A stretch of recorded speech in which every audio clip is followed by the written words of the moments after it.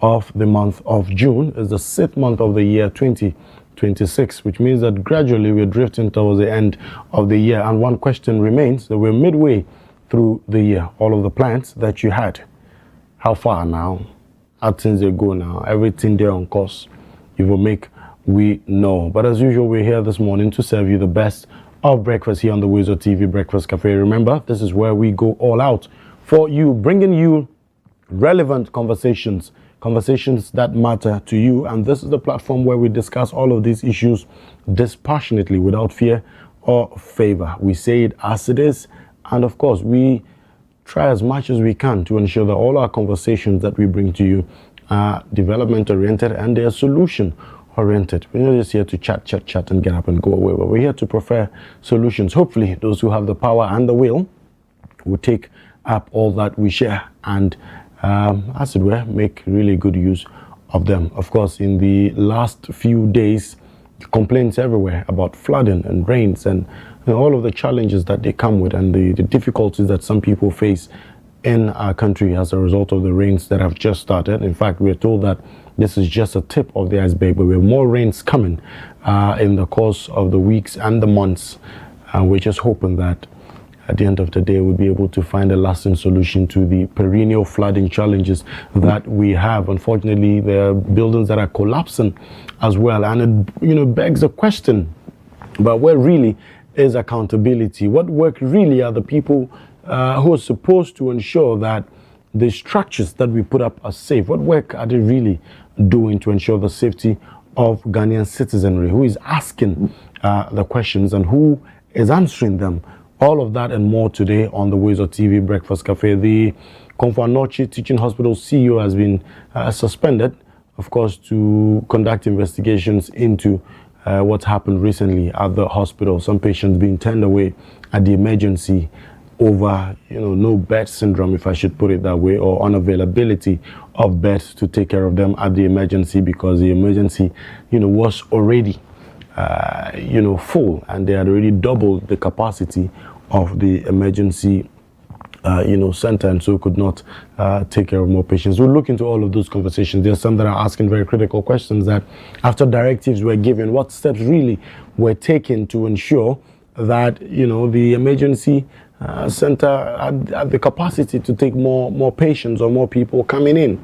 Well, there are some who are also saying that, well, that doesn't really matter. The instruction was clear. Do not turn away patients, at emergency centers. And so why would you do that? And so the whip must be cracked. We'll get into all of these conversations later, the politics of it, the reality of it, and what have your conversations we'll talk about. His Excellency, the President, is in Belarus, and he's trying, of course, see how best we can explore some sort of agricultural partnerships with, the Belarusians. And so he's in Belarus presently as we speak, after leaving the United Kingdom, where the Ghana-UK Investment Summit was held. He held a town hall meeting with Ghanaians in the diaspora, particularly in the United Kingdom, bringing them up to speed with all that's happening in Ghana. Of course, some Black Stars news. The Black Stars have arrived in the United States of America. They have a final clash before the World Cup officially starts. So on the 9th, which is tomorrow, there would be a game with Honduras. Of course, we use that to scale where really we are as a team. Of course, we saw the performance with Wales. Fantastic football on that day.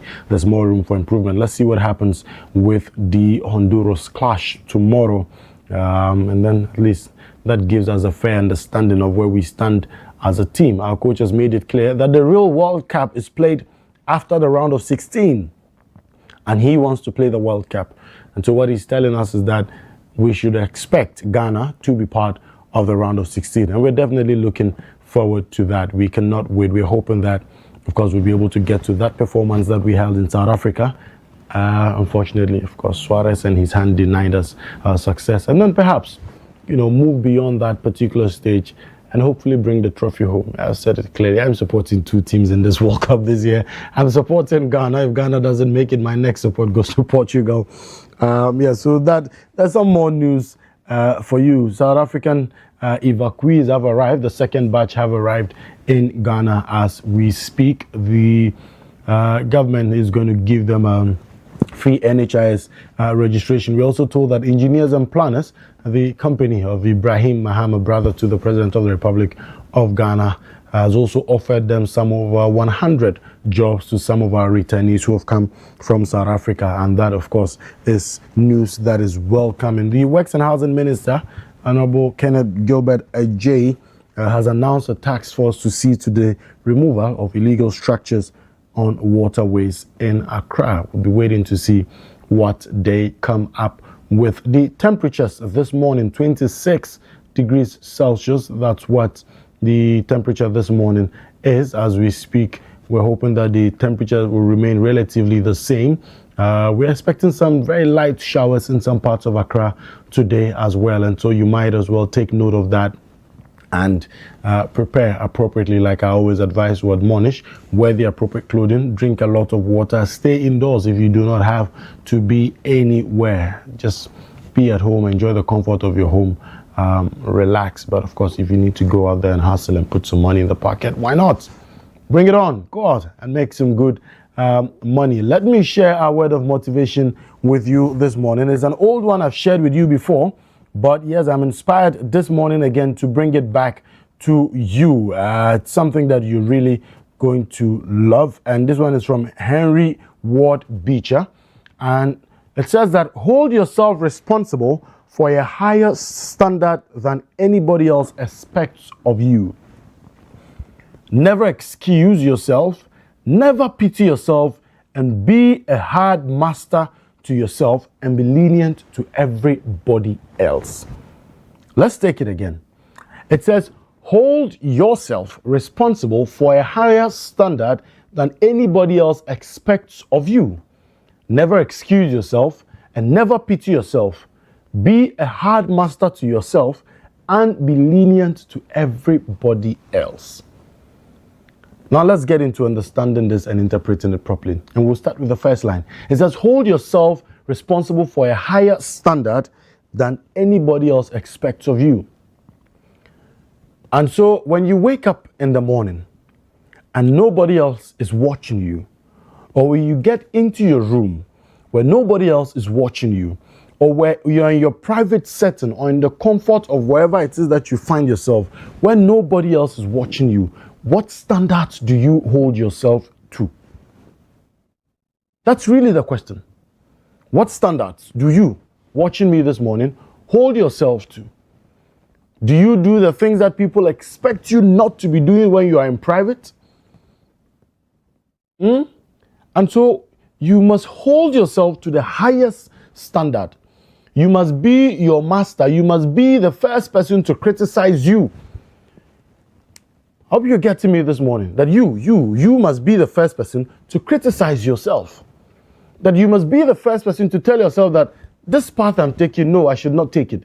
This thing I'm intending to do, no, I must not do it. You must be hard on yourself. Hold yourself to that high standard that anybody else expects of you. People would expect you to, behave in a certain way, have a certain standard, but raise that standard.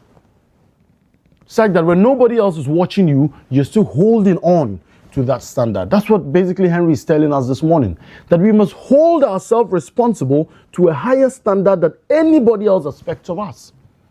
And while we are doing that, we must never excuse ourselves. So when it comes to work, when it comes to taking charge of responsibilities that have been enshrined to you. And so for a lot of people in our public spaces, we must never excuse ourselves.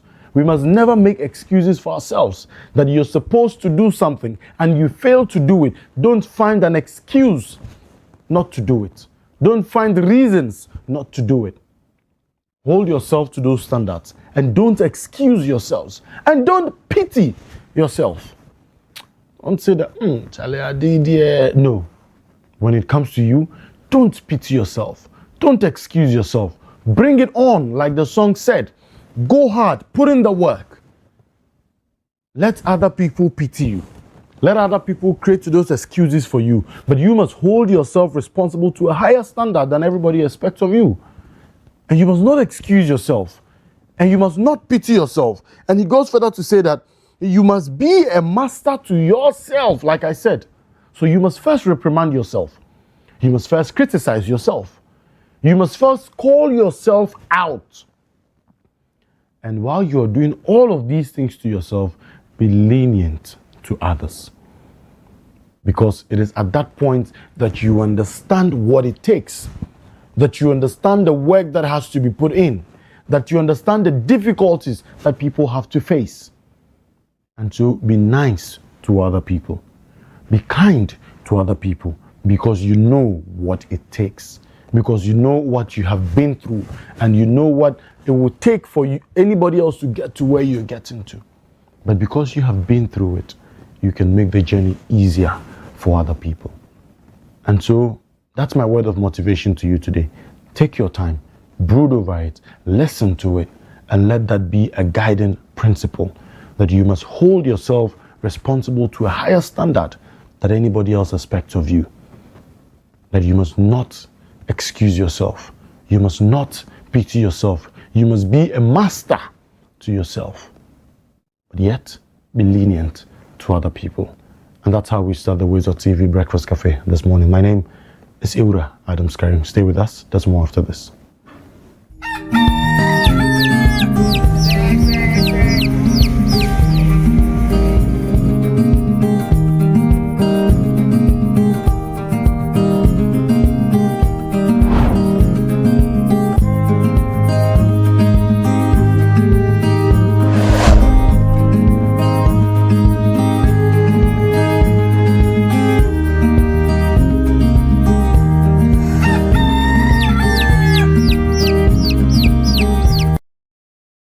Next one. Sit down.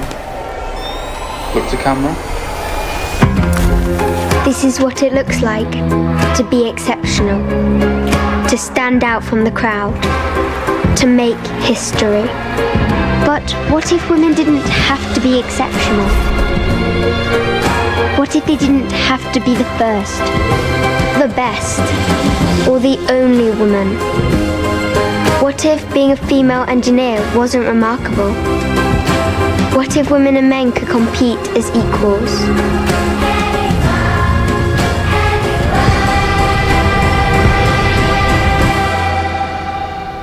I don't want to make history. I don't want to be the only woman. I want to be one of many.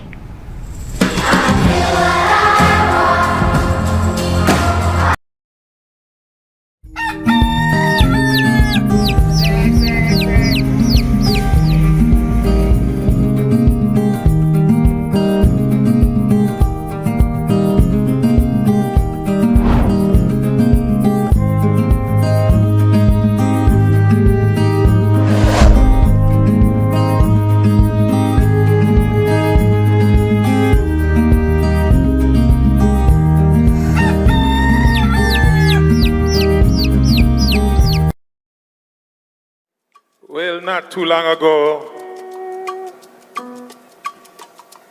the great President John Mahama went to the United Nations and spoke for my people of Jamaica and the Caribbean and the Americas. And you said, we are not looking a handout, but recognition of what took place in the transatlantic slave trade. I thank you, my president. I am a child who suffer from this. Chains on my feet, whip in the hand. And tonight I sing a song to go along with your mission of reparations. Not a handout, but to acknowledge. But we're gonna do it not just reggae style, we're gonna do it high life.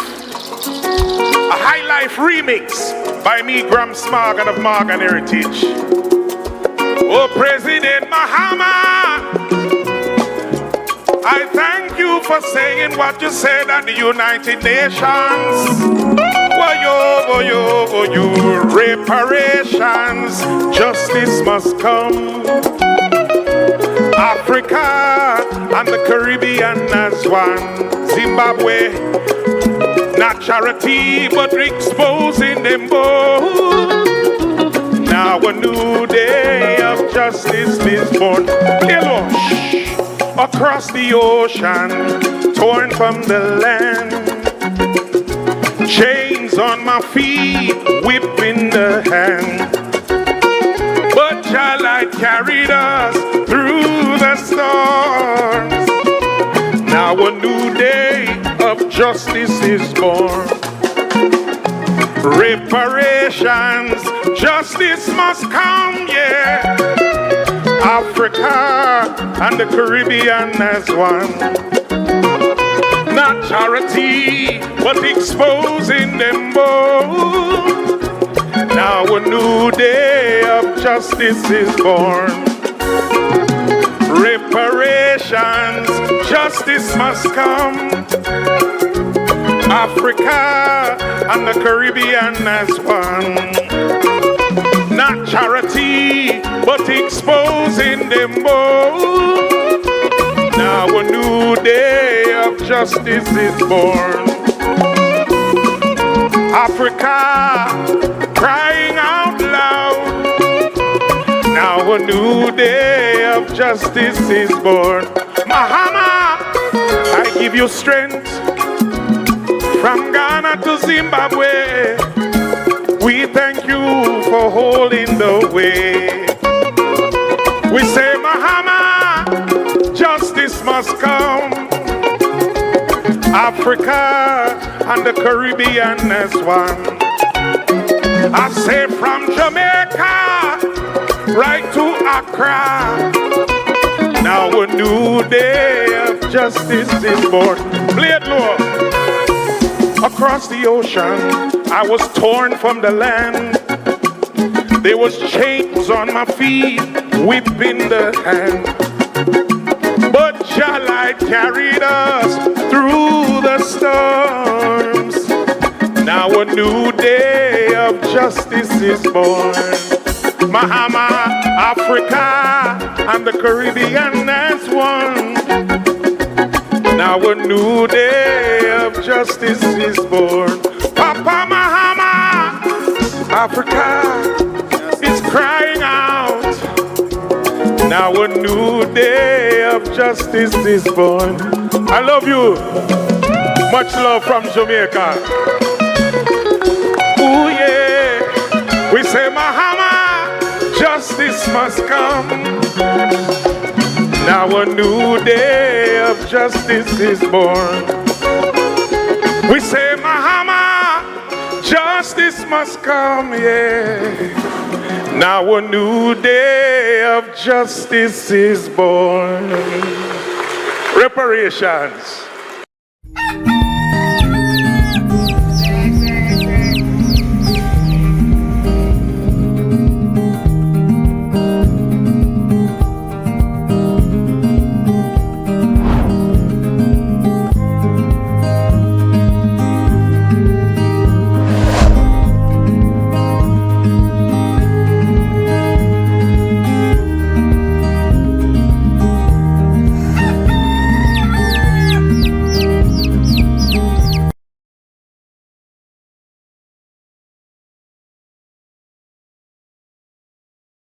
Staying with us here on the WoezorTV Breakfast Cafe. My name is Ura Adams Karim. Of course, the team seated.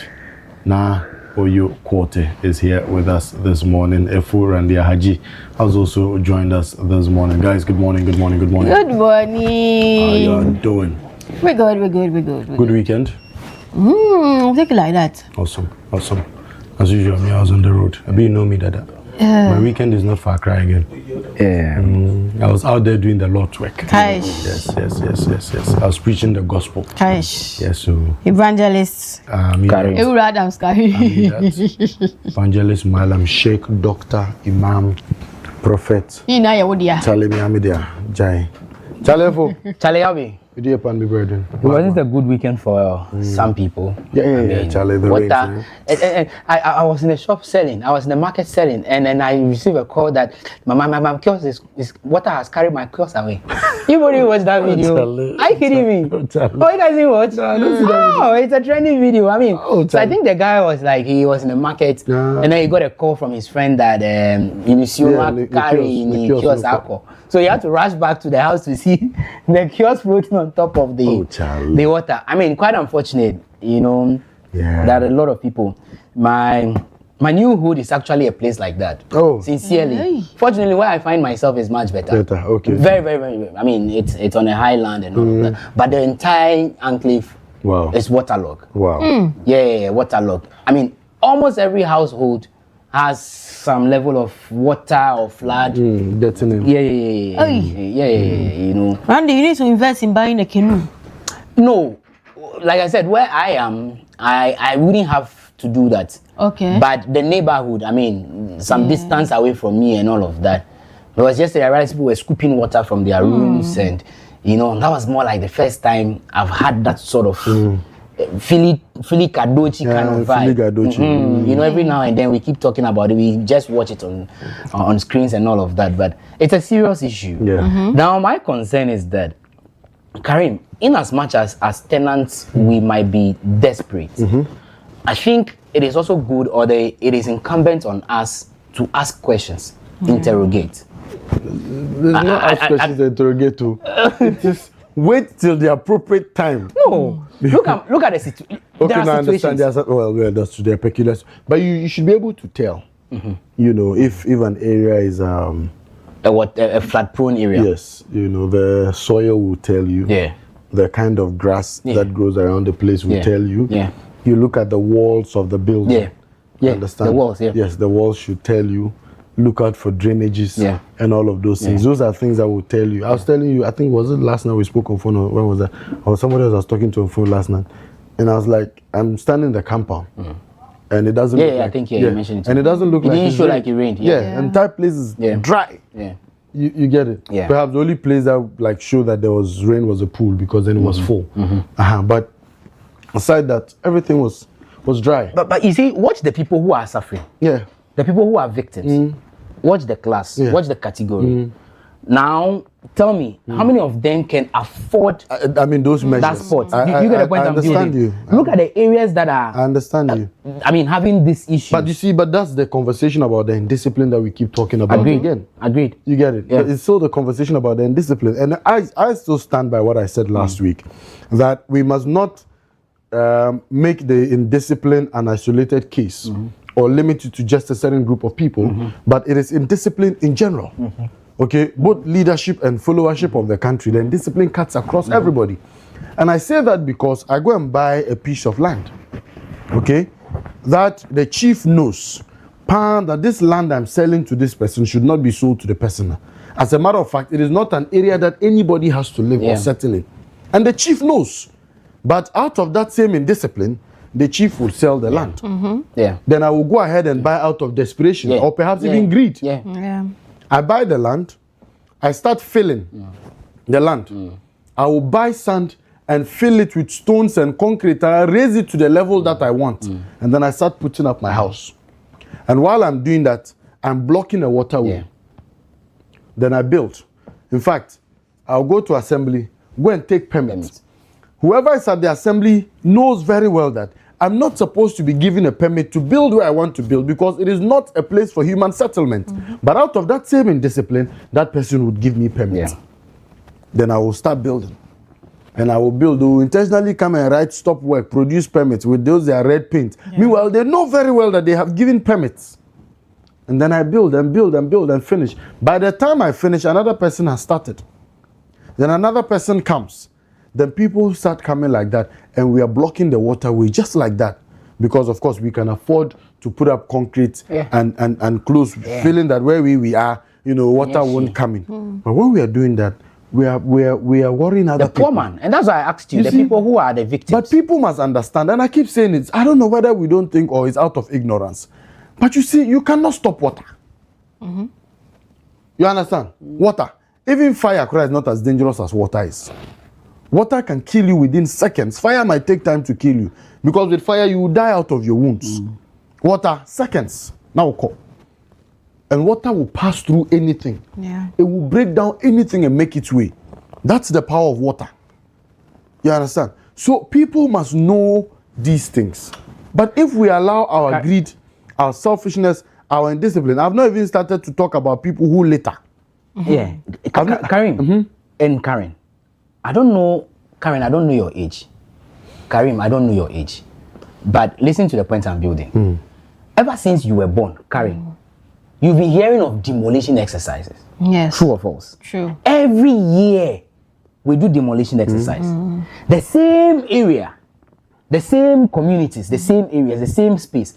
We do demolition over and over and over and over again. Yeah. Yet the problem still persists. 2, every year we do demolition. The next year we go there, or the following year we go there. Somebody is building again over there. Now I am asking, and you go to interrogate or interview people around these things. They tell you that they have permits, and they show the permit. Yeah. The guy who said he sponsored the NDC party and all of that, he showed permits, that he got permits. Do you get the point? Who gave him the permit? That is the point I want to build. Who gave you that permits? The number of years that you have been in existence, how many people have we even arrested or Zero. asked to refund monies Zero. to people they gave permits to build in Nobody. unauthorized places? Nobody. No. How old are you? How old are you? No. Just suppose that, No accountability. that all this over 20 or 30 years you have been in existence, how many people? No accountability. Meanwhile, every year you go to the site, there is a new building springing up. That's what I'm saying. No accountability. And nobody builds overnight. You know, daytime. And the buildings they build over there, they are not the normal 2-bedroom apartment that we people putting do. up mansions. Mansions. Yes. So if for nothing at all, it takes long. Yeah. 1 month, 2 months, 3 months. Are we saying that whoever issued that the permit has not been able to follow up to go and check if indeed this is how the project is supposed to be? Because every location and the site plan and all of that. Yeah. The site plan and all of that. That is why we have all those things. We But we sit aloof in the office and look. We have thrown special Let planning me to tell the you how dogs. they do their thing. Go call. So, Randy, you say you buy a land somewhere in Accra. Now you want to go to assembly to do permits, to get your permits, right? According to my father, it says you have to get 7 different drawings of the Land. whatever you want to do on the land, Okay. about 7 of them to go and then take your permits. So that's more like the site plan. So you have to go the site plan. And me when you told me you have to go the site plan, it didn't make sense because they are the assembly, they should have the site plan there. But you anyways, you go with all the documentation you need to get there. Now Randy, you are in charge of issuing permits. Yeah. You mind me? The person come and sit there from morning to evening. If you are tired, you go.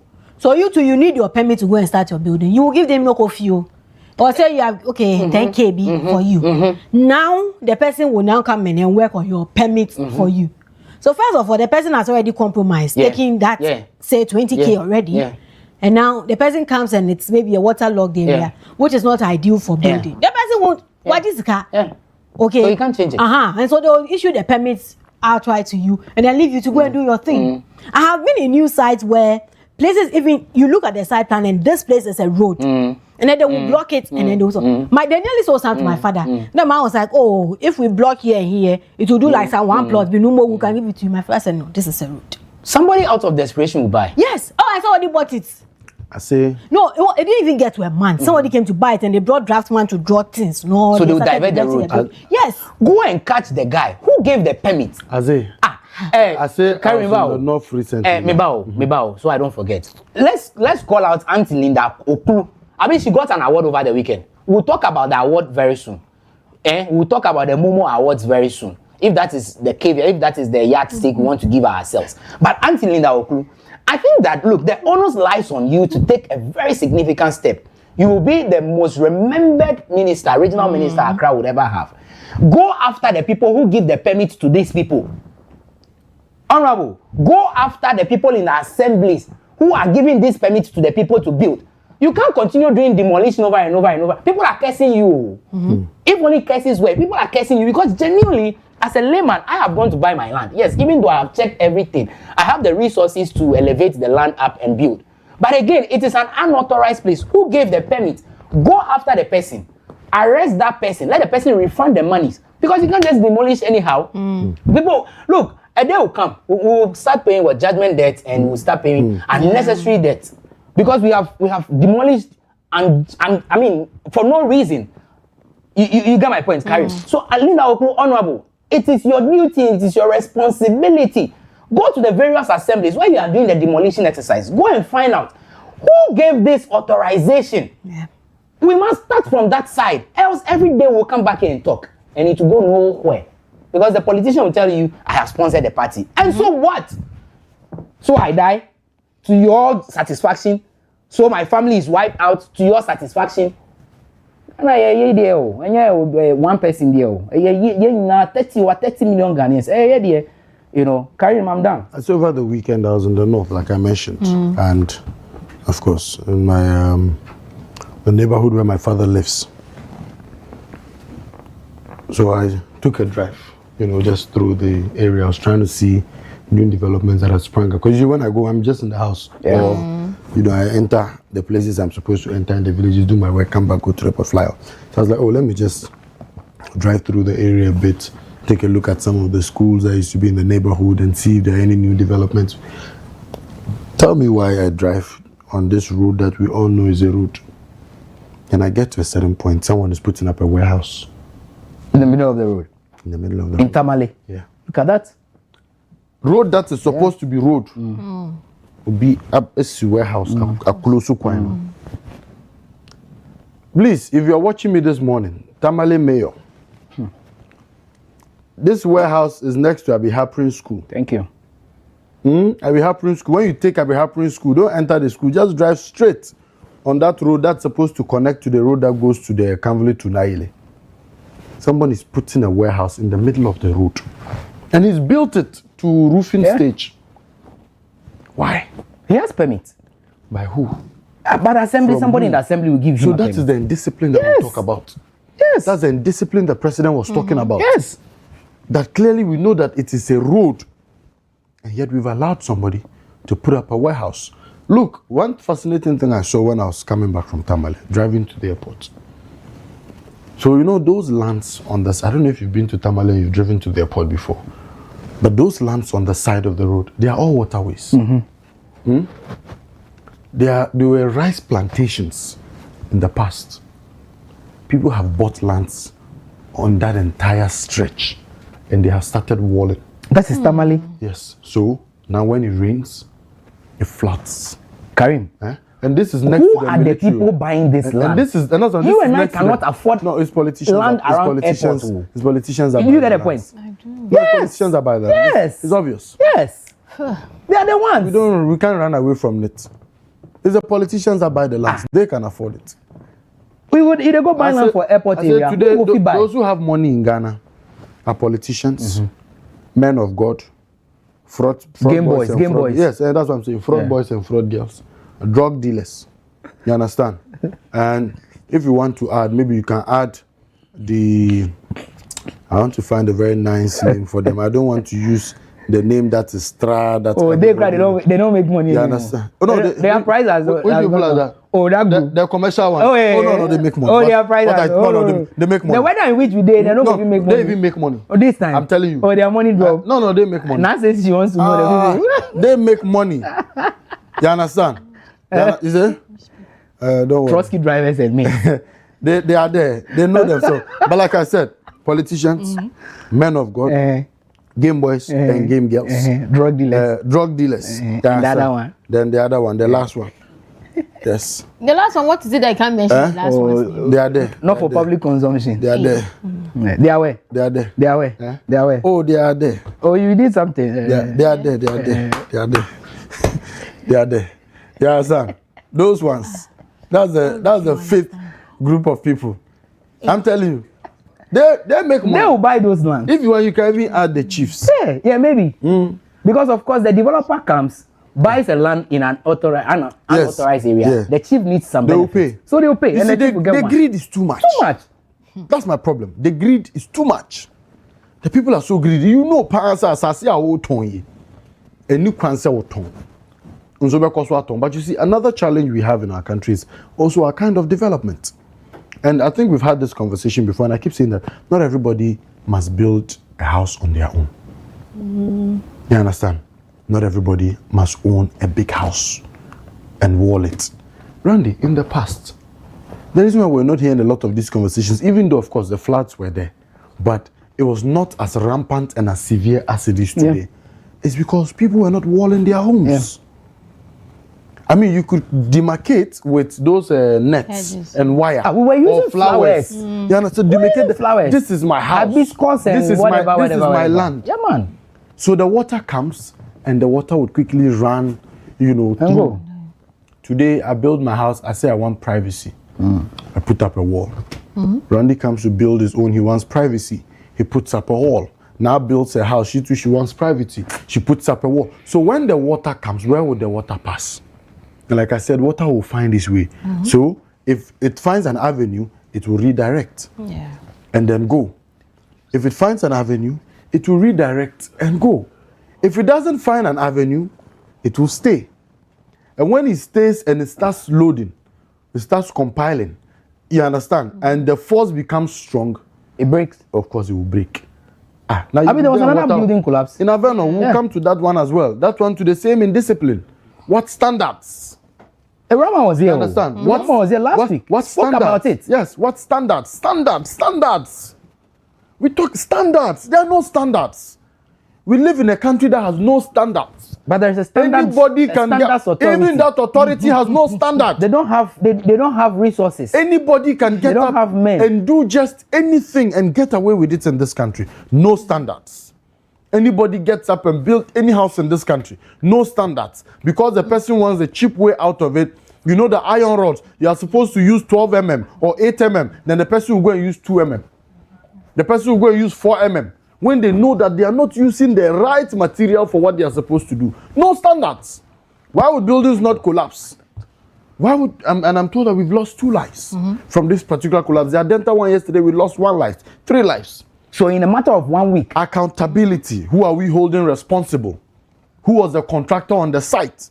Who was the engineer on the site? Who was the architect on the site? Which person, which individual gave the permit for those buildings to be built? And you know that giving the permit alone is not enough. When you give the permit, you must send engineers to go and supervise. They must go and see to it that the right thing is being done on the site. The iron rods that they are supposed to use, are they using the right iron rods? Are they using the right cement? Because remember the cement, when we say cement, there are different kinds of cement that are used for different purposes.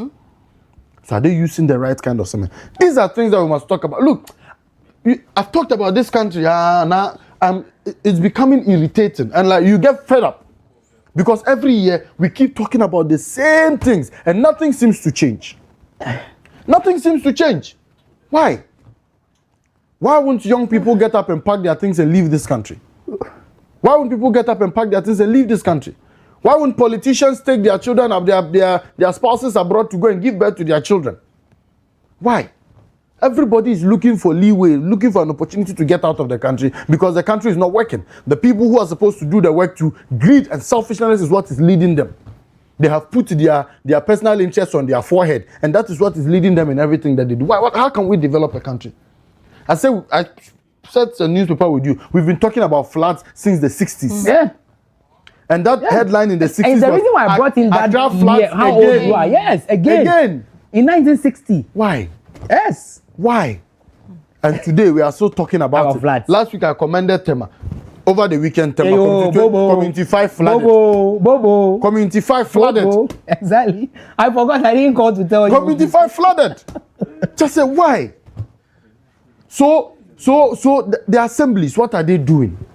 The assemblies, what are they doing? Local government minister, your DCs, your MCs, what are they doing? Who is there? By now, he should be firing people. By now, whoever is in that ministry should have his ass hot. With all due respect, we are not here to chastise anybody, but we are saying that look, there is a duty, there is a call you must adhere to. We must do better. Go to the various assemblies. Now, you can't continue demolition for nothing. Every year we do demolition, the problem persists. Every year we are talking about this. Go to the assembly. Who gave the permit to Mr. Kofi to build over here?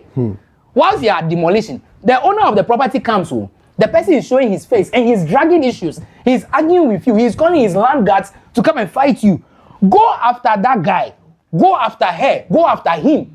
Go after whoever. And find out who sold the land to you. Who gave you the permit? Of course, the officer's name will be there with the stamp. Trace the person. By now, those guys should be in some serious hot waters this morning, on Monday morning. You know how you go to assembly back then in basic school? They are inspecting badge, they are inspecting... You know that you are hot. You know you are hot. Mental is waiting for you. You know that Monday morning is a messed up morning. By now, somebody's ass must be hot. Somebody should be answering questions. I am done talking about I said the problem in our country is that we don't have standards. 1, 2, there's no accountability in this country. But we have standards authority, Karim. That standard authority itself doesn't have... But we have standards authority. Why is it we don't have standards? Randy, you see, when it comes then let's sack the people. Randy, when it comes to Ghana, okay, when it comes to Ghana, we have the finest laws that you can find in any part of the world. On paper. On paper. The laws are beautiful. The laws are fine.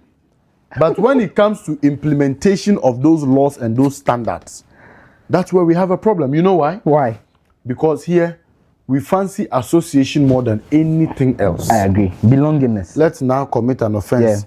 And they'll come and tell me, and then I'll say, hey, who is that person? That person must be made to face the law. Then now his brother is probably Jonas. And Jonas and I belong to the same association. That's the thing. Yes, that's the newspaper. Yes. Look at it. When the rains came to Accra, it is there. Check the date for us. It's in 1960s. Zoom. Thank you. 1960s. 1960s. Yes. Monday, April 18, 1960 How old are you? Something. How old are we here? I was not even born. At that time, my father was probably 3 or 4 years old. Look at that. 1960. And Nas' brother is Jonas. And Jonas and I, we belong to the same old school association. The moment Jonas comes into the picture, the matter make foolish case. Because, Oga. Or Mauli, how do they call their Have you? Or prep, good. Then the matter spread. Or Nas' brother is Clenham, and Clenham and I, we are in the same church. You understand? And we are both elders in church. The man now brings, Clenham will call me. Or even if he doesn't call me, he wait on Sunday when he meets me in church. Then, bro, Charlie, this, you understand? Then the matter, Pascal be that. Or they'll make some chief call you. And you know the audacity is that when they call you and invite you to the they summon you. There you go. And this, I mean, what can we can You've not spoken about the politician. We'll come now back. He's a young politician. Then, now we'll by all means call somebody. Then the politicians. To put pictures and videos. Politicians, their own team will come. Yeah, I mean, my point is that, Randy, you see, even in the developed world, okay, let's not lie to ourselves.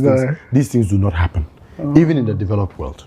It happens. I mean, But you see, the gravity and the magnitude of the issue is what will determine if the person will listen or not. I hope you're getting my point. So the person will ask for this one. Irrespective of my association with you, there's nothing I can do about it. Yes is yes, no is no. Simple. Simplicity. And that's how we must live in this country. But we don't crack the whip. There's no accountability. Nobody is answering questions. And in fact, nobody is answering because nobody is asking the questions.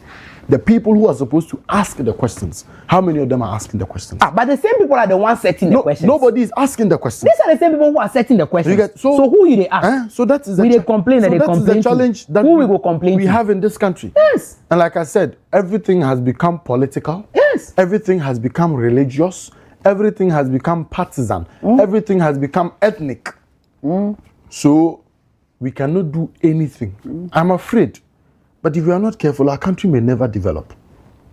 These things that we are talking about, wallahi tallahi, I can tell you that these are conversations that this is the road to Tamale Airport. No way. Yeah, this is the road to Tamale Airport you are looking at. Yes. So you see. So you show that they decide. That is water on the sides. Because Jonas, I think we've used this place a lot. Yes. I mean, more. Yes. That vast. Yeah, it's a couple of times. It's a waterway. We saw this. It's a waterway. Are you kidding me? Yeah, I'm telling you. That's the route to Tamale Airport.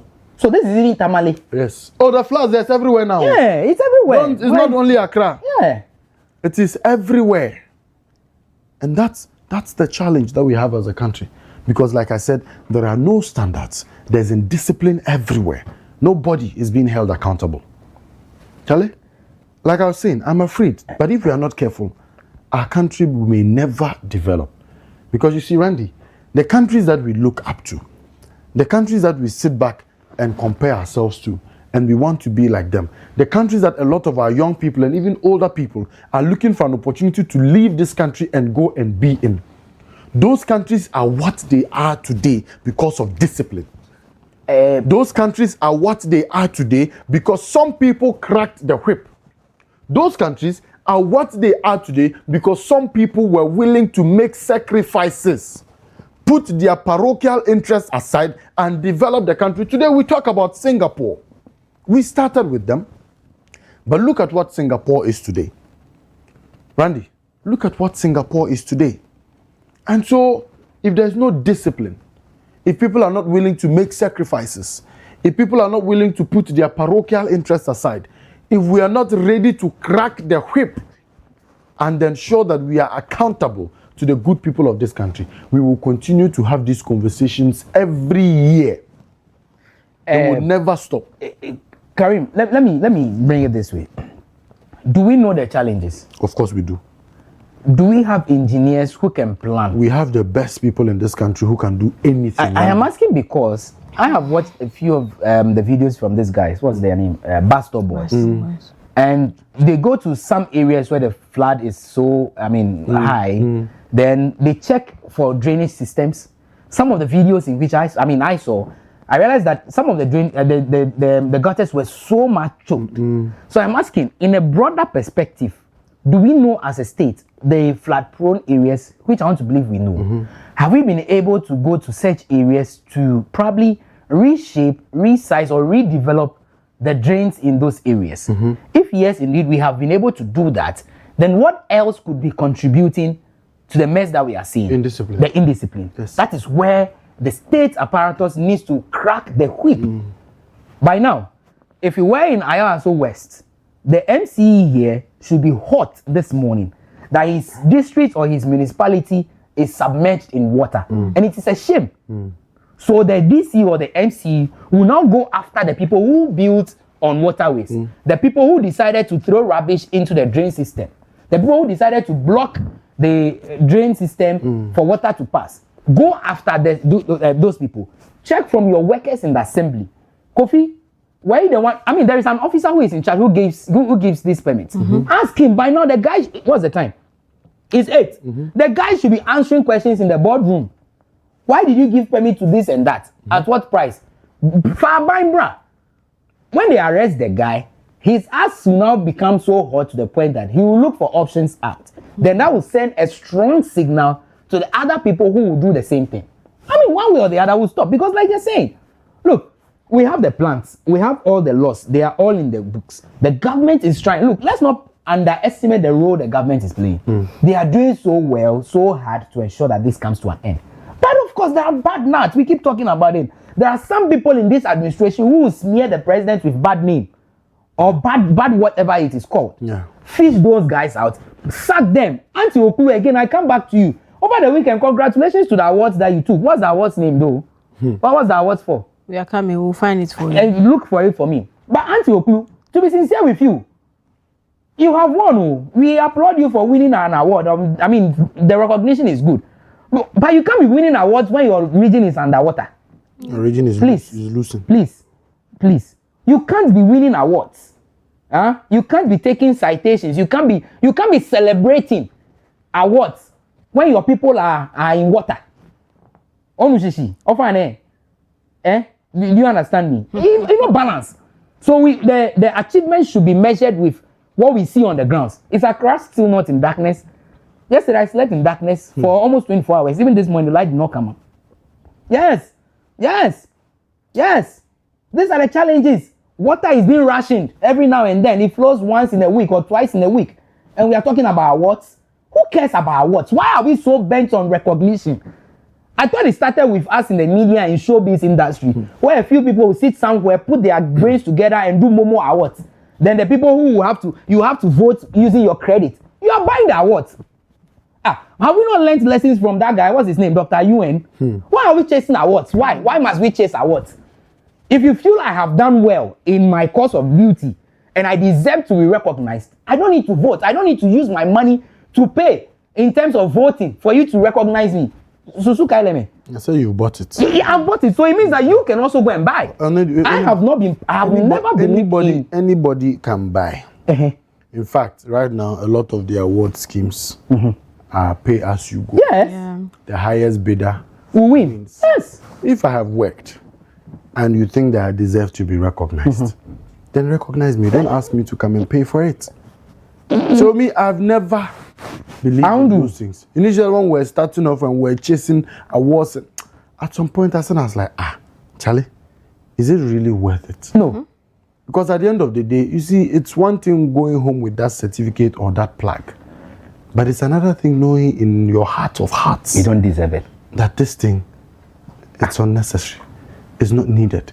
That you have done absolutely nothing to warrant such an award. But for the sake of disclaimer, it's important to put on record that this particular award schemes we are talking about was not organized by the government. Oh no, yeah. It was an individual. It was a private individual's initiative. Yes. And they went ahead. But does government organize? No, there's awards? a head of state award scheme. So those ones you are not going to vote. Yes. Nobody's going to ask you that send a short code. It's merit. Send a message to short code star 111111. No, it's merit based. The GJ Awards is merit based. Onushishi. Nobody's going to sit anywhere, get numbers to people. Do you know that awardees even throw money? Oh yes. They give money to people to vote. Yeah. And when you are done, let me. Then you take a plaque and go home. Interesting thing. You have to buy a table again. For what? For the award ceremony. How? I don't understand. And you have to pay for a table. So if you are coming with 10 people, you must buy 10 seats. The awardee. Yeah, mine. And so we had ministers enter into this award scheme. For what? To do what? What race are they running? To measure what? To say who is better than who in terms of what? Leave Ghanaian people to judge you. Oh, Yehovah. Ghanaians are when watching. Did we start this one? Ghanaians are watching. I know everybody's chasing recognition. Everybody's chasing certificate. We were here when that guy brought in that golden way. What's the name? Flask. And came to scam everybody. Oh. In this country. I mean, you see, it tells you. I want to be a Ghanaian again. Our taste for undue recognition, undeserved recognition. Yes, will let us fall for these traps. That was the point. That we don't even do due diligence. The fact that we've heard that it's award, immediately, oh, Charlie, everything loose, we just go. The moment we hear award, everybody is chasing it. Your institution is running at a loss. You are declaring losses. But you are your outfit is always declaring losses. You are not able to meet your target. But you are and you are winning awards. You are more concerned with plaque, a chickpackpay that they will give you with a citation. You are more worried and concerned about it than the loss you are incurring. The mandate that you have to work on, you are unable to do it. But you are thinking about recognition. So that when I was in power in the last, I want Momo Awards, Yempe. If you want recognition, that position that you have even gotten is a recognition enough. What do you need a plaque for?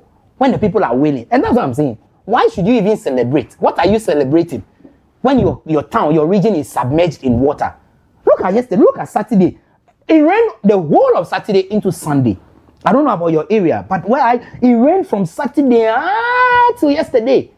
Yesterday evening to it rained.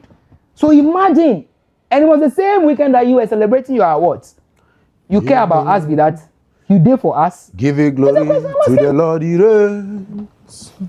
Give it glory to the Lord, he reigns. Give it glory to the Lord, he reigns. Guy, you are spoiling the song. We give glory to the Lord, he reigns. Which version are you singing? The one they sing in the church? other one, the one you know. He give glory to the Lord. He reigns. Charlie, we have a problem at hand in our country, and no, we seriously must do better. We must do better. But yeah, look for water and drink. This morning, if you are watching us this morning, look for water. Look for water and drink. Drink water. Charlie, fancy no bring. Drink water. Bring me the water, son. Drink water. Yeah, that's a wake for you. Yeah, we are up and running. Fancy no bring. No, it's sad. It's just unfortunate. That Charlie, what kind of country is this la? What kind of country is this?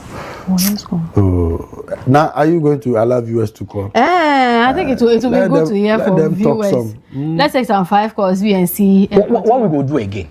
When we spoke to Dr. Akest on Friday, okay, you announced the number. 055-269-7939. Please, when you call, reduce the volume of your TV set so we can hear you. 055-269-7939. Call in and share your thoughts on the issues of the flood. How are you this morning? How are you? Wait, did you swim? Did you collect water out of your home? Were you able to step out of your, maybe water didn't come, but you can't step out? Yeah, that's somebody like one. Me. Yeah. When the rain started Friday evening, I said, oh no. Saturday morning, I woke up, I wanted to wash. I'm sure the way I didn't come say, sister, sleep. Only for my mother to leave home and come back and say, "Oh, what first light has done?" I can't go. Yeah. So that one today. Even to yesterday. Yesterday, how we managed to get to church is only God that knows. So you don't have to go. Stay at home. Only God. Oh no, yesterday was a special event actually at church. Did they give money at church? They didn't give money, Did but they it was share my little brother's right hand of fellowship invitation. We can't just miss it like that. He was going to take his first communion. You went to contribute again. We didn't go and contribute. The boy was going to take first communion. Everybody still So we have to wear white and follow him. It was a very, very serious event yesterday. And so we couldn't miss it like that. And everybody came. If we had used the rain as an excuse, it would have been us. That had been serious Christians yesterday, but we thank God. So I think we have a caller. Hello. Hello. Good morning. Good morning, sir. Your name and where you are calling from? Well, this is Selikam from Ajidoran. Okay, Selikam, it's been a while. How are you doing? Yeah, I'm good. Hope you guys are well as well. We are fine, thank you. Let's hear from you. Yeah. Well, concerning about this flooding issue, I think it's a major issue that we need to take a serious look at because it's becoming very troubling these days. I don't know, and the rain, this year's rain is quite heavy. So it's been raining here for where I live. Even if it can rain the whole day, you wouldn't see any flooding anywhere. But because those big cities like Accra and Kumasi, those big cities, because of how choked the places are and how the people there are very indisciplined, I think it's causing or it is contributing to the flooding that we are seeing. I think people need to take responsibility, and our leaders too. I think they need to get to work. They need to be serious about these things. They need to crack the whip. People are building on drainage ways or on floodways, which they need not to do so. So I think they need to crack the whip. I think that's what is really needed now because it's becoming something else. Even though I don't live close to any place and I don't see any of my relatives being in this condition, but I think as a Ghanaian, I feel the pain when my fellow Ghanaian is going through all these things. So I think our leaders need to be serious about some of these things. Those who were given the work to do, I think they need to go on site. Whatever they need to do to get these things done, I think they need to do it. Becoming something else, and this is what I want to say about it. Right. Thank you very much, Selikem. Now, when we spoke to Dr. Akese, he says he's tired of talking. He told himself and a few people that this year, when media houses call him again, he won't talk on the issues because it's the same thing they've been talking about. Did they not talk about this in 1960? It's not happening. Imagine talking about one thing, you alone. Every day, everybody is talking about you. Since 1960. Minisane. You alone. Over 20 people say you are the problem. Every year we are talking about it. And you think it is the other way around. It is you. So people are tired. You get it? People are just tired of talking. Hey, we can't continue like this. Oh, let's take our next caller. Hello. Hello. Yes, sir. Your name and where you're calling from? Yeah, my name is William. I'm calling from Sinyani. Right, let's hear you, sir. Yes, I just want to contribute a little to the program. Please do. Yes, I heard my brother Karim talking of warehouses being put in residential areas. And that is very, very and totally wrong. Because residential buildings are different from commercial buildings. And before those things are put up, there's something we call topo maps. The topo maps will guide you where you are supposed to put commercial buildings and residential buildings. And all these things are not looked up to. We are just being turned by a blind eye to say things. Let me give you one example about the standards too we're talking about. If you go to any hardware shop, you are buying an iron rod which is 20 mm. And you bring it to site, you measure it, it is 16 mm. You will not get 20 mm. And that is where Ghana Standard Authority should also look at all those things. Because those in the construction side, when you go and ask of 20 mm, they will give you 16. When you ask of 16, they will give you 14. These are the challenges. Thank you very much. Thank you. So, and yesterday, a woman was talking about this thing about iron rods and cement. Even Irama spoke about it on Friday. Yeah. She was talking about the demolished building at Avino. He says people will buy the 1 bag of cement. And instead of maybe getting 18 blocks, 20 blocks, 18. they will not get 30. Some can get 30. She went as far as mentioning 60. I'm like, what are they saying? Wow. You know what? Let's hold on to that. Hello. Hello. Yeah, good morning. Good morning. Your name and where you are calling from? Hello? Hello, sir. We can hear you. Your name and where you are calling from? Okay, I think we've lost him. And I'm wondering, like, that 60 no out of that 1 bag of cement, how did they do it? Good question. But the client also wants more. Hey. So he says, oh, 30, okay, it's okay. So you're also thinking about cheap. But you see, the MM thing they are talking about, again, comes back to Standards Authority. Do they have the men? So let's break it down to the various districts or, what's the name, municipalities. Right. Do we have Standards Authority? The contractors who go and buy if you go for 20 mm and they give you 15 mm or 12 Don't they mm, see? have you ever gone to report to Standard Authority? Good question you're asking. Yeah. Everybody is greedy in this country. Yeah. Everybody. Because you know where you have bought it. Everybody is greedy. It's that You simple know as you that. have to use 16 mm. When you go to the market and you buy and you bring it to site and it is 14 mm, have you gone back to tell them How is that they don't check from the market? You get a point. Size before. So you are also part. You are a conspirator. Are you that one to come at a cheaper cost? You are a conspirator. Yes, it will come at a cheaper cost. Is expensive. Very. Maybe that's my motto. Cheap. Very.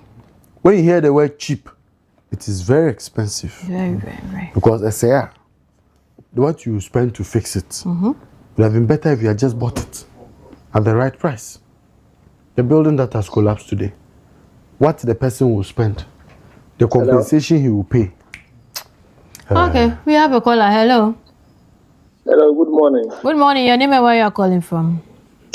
My name is Shaibu, calling from Salaga. Okay, Shaibu, let's hear you. This collapse of buildings is from the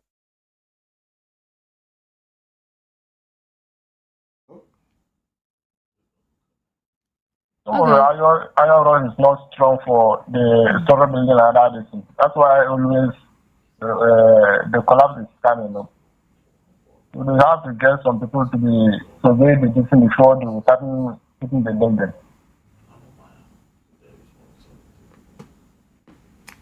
Okay. Things we locked Shaibu there. But Karim was saying something before the call came. Yeah, so everybody is greedy. That's the long and short of it. Everybody is greedy. Nobody is willing to hold another person accountable. We believe so much in Famanyame and Maneko than actually letting the laws work. So that is the problem we have in this country. Guys, you know my fear? It's 8th, what's the date?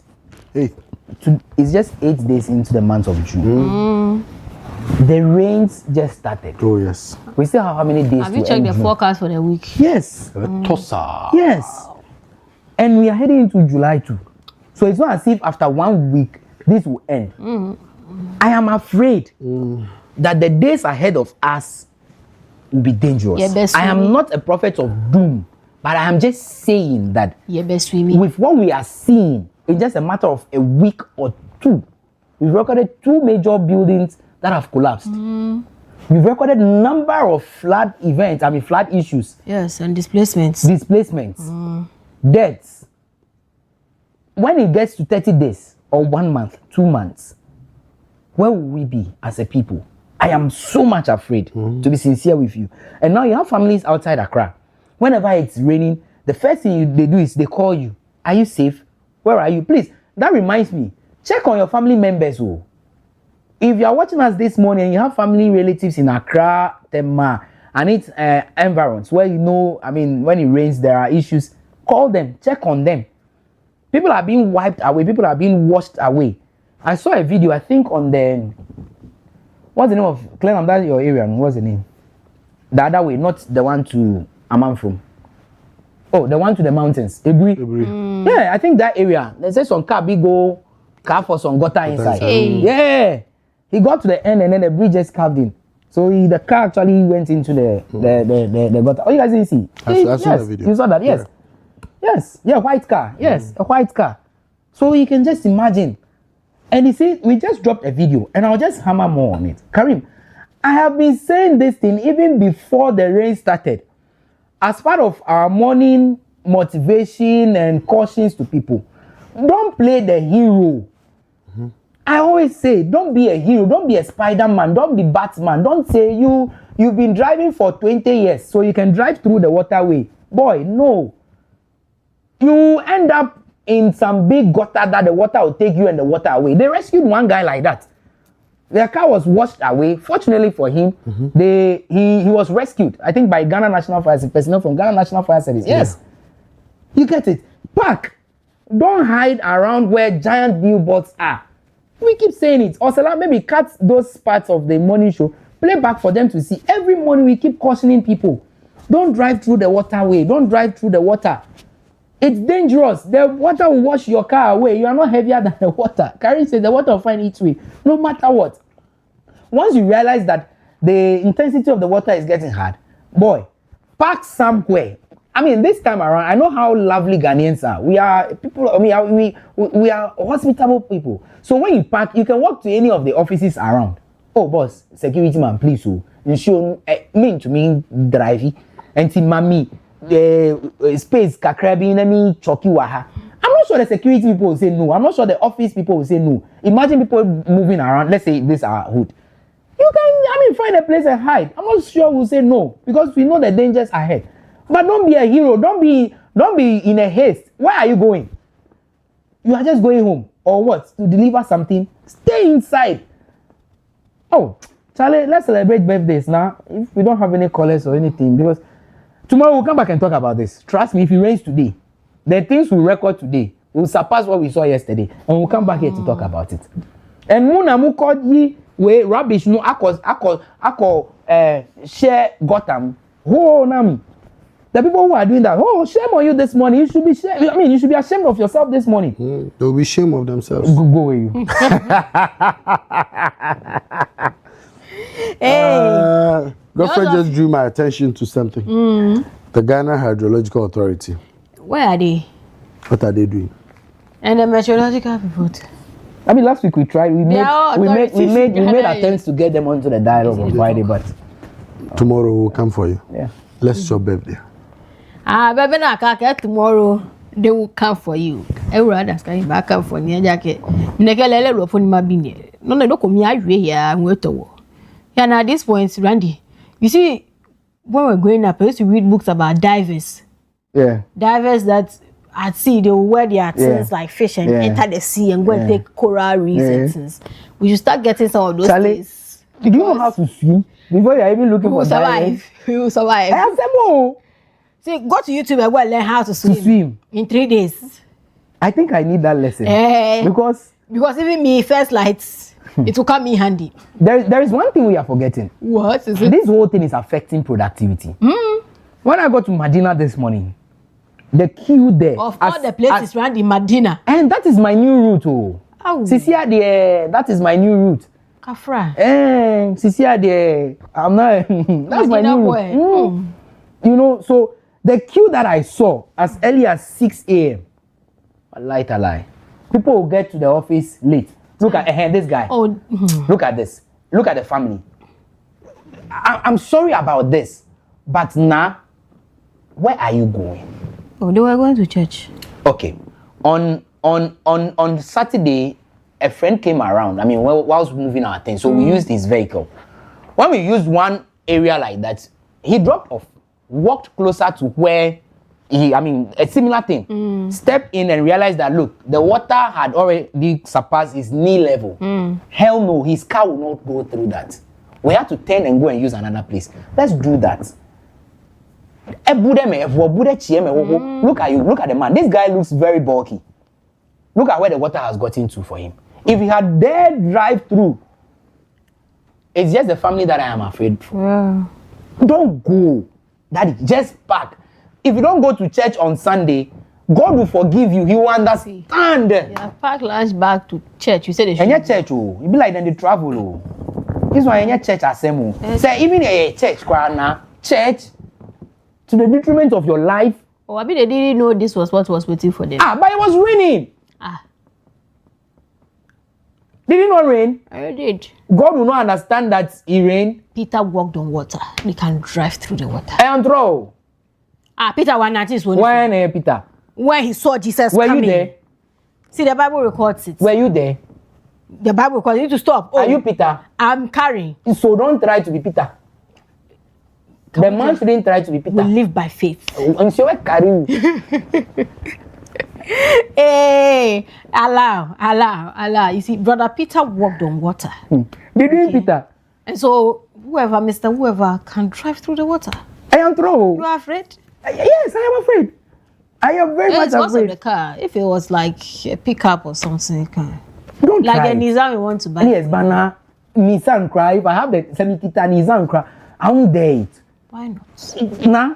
Be daring something. You see, the fact is that when the water washes you away, you can't hold on to anything. There are no clutches for you to hold on to. It is you in your car and the water moving. No, you say, Jesus, take the wheel. See, for like people, we are laughing about this today, but it's serious, like really serious, really serious. The man actually ball like a neck. Look, drainage, there is one coming. Yesterday, Karim and I, as well as Steve, we had a conversation on it. Okay. Wager. They've opened the dam. Akonsobo. Hey, that's Akonsobo. Akonsobo too. Bagri Dam. So, Bagri Dam, Nina. So, the people downstream, what plans are we having for them? No plans. They were still in case. No plans. Every year they come and share students' mattress and rice. They were still in case. Okay. People have to come and share students' mattress and rice. We are heading into election. Internal elections for both political parties, all the political parties. We will see them. They will share free agents. Oh, yes. They will share mattress. This time they will have to ask cement. They will share mattress. Mattress, mosquito nets, mosquito repellent, blankets. Rice, blankets. We did here. Now they have to add stove. Oh yeah. If you give me the rice, what would I use to cook it? And that comes to the cost of the government. Of course. Who else? They be here with this. Who else? And talking about all this to them, we are reminding viewers that the cholera, the typhoid, the diarrhea, it is real. So it's actually a combination. So when it comes to June, it's a long July, ride. August, September, then it's a combination of everything: cholera, typhoid, flood, fire, malaria, and others combined. I see when you enter low productivity at work. Then you know that now you're entering into now the people who had stopped shops and people didn't come and shop for the things and now they're expiring in December. Then they'll start reducing it in then we are buying expired goods. Then in January they'll come and treat typhoid, H. pylori and things. Vicious cycle. Beautiful. Yes. God have mercy on us. A country called Ghana. But we love it. Oh yeah, we'll take it like that. Can we complain? No, viewers, let's take a break. When we come back, we'll celebrate some birthdays and consider the rest of the show.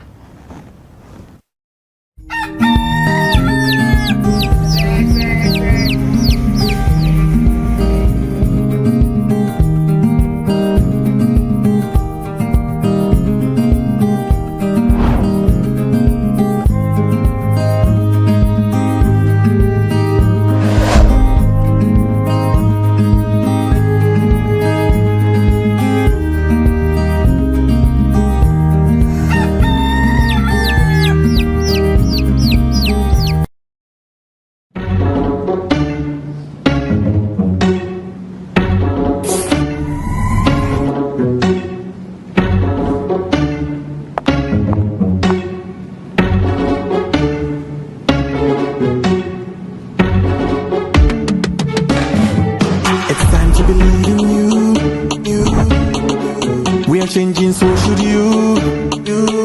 If you're dreaming, don't be afraid. And in the valleys, keep your head up high. Dare to dream with Puma drinks. Puma, Puma. Yeah, believe it, you can achieve. Puma, Puma. Oh yeah, clap your hands for the whole new vibe. Make we set the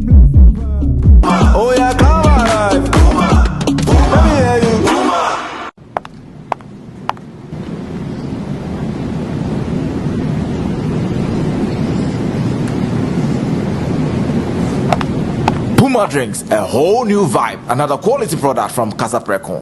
This advert is FDA approved.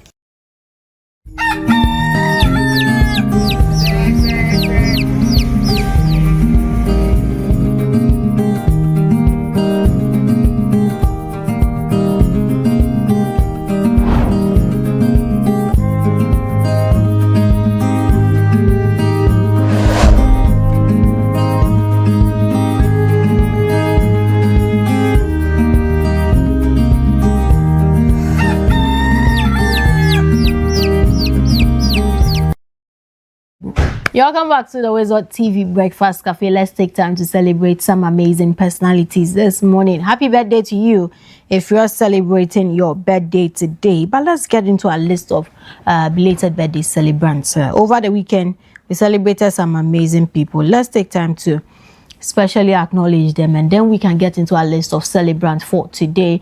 Ekuya San Shira, belated happy birthday to you. May your year be blessed and may your year be beautiful. Have a great year. Away from him, let's see who we are here. Let's see who we are celebrating again this morning. Dr. Charles Kwabena Edupoku, belated happy birthday to you, sir. And may this year be a blessed year, maybe a beautiful year. May your year be amazing. We love you so much, Dr. Charles Kwabena Edupoku. And may your day, may your new year be a blessed one for you, Sha. We love you. Happy belated happy birthday to you, Dr. Charles. Away from him, who are we celebrating again? Okay, too. Gospel musician, Minister Nana Amwa, belated happy birthday to you. Celebrated your birthday yesterday. Have a great one, have an amazing one, and a beautiful one, of course. Belated happy birthday to you. And may this year launch you into greater depth and greater heights. Belated happy birthday to you. Away from him, let's see who we are celebrating again this morning. Okay, to our senior, Mr. Eric Ahianyo, belated happy birthday to you, sir. From the entire WoezorTV family, we wish you a blessed year, a beautiful year filled with lots of God's blessing and God's love. Cheers to a bigger and better year, Mr. Eric Ahianyo. Belated happy birthday to you from the entire WoezorTV family.